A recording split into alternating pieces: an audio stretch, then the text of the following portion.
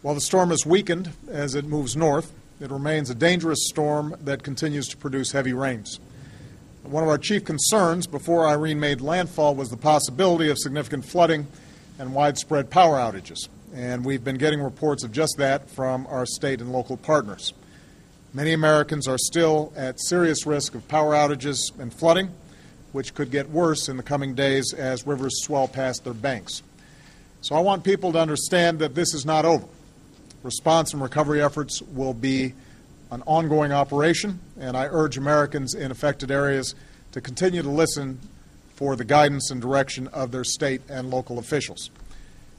Now, dealing with a storm like this requires a three-phase approach: preparation, response, and recovery. Some states and communities are still currently responding, while others are beginning to assess their damages and plan for recovery.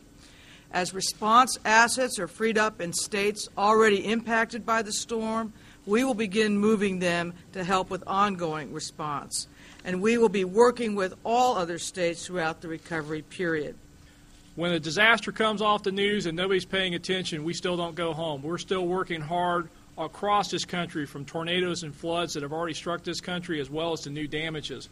And that's part of the mission we have at FEMA, to work with our state and local partners, to work with the private sector, volunteer and faith-based community, but most of all, as the Secretary and President said, the American people who we work for. We're there for the survivors. We'll be there through the length of these disasters. And again, we're not going home just because it won't be on the news. We know we got a lot of work ahead of us, and we're going to be there to support local communities and states as they begin the recovery. Thank you.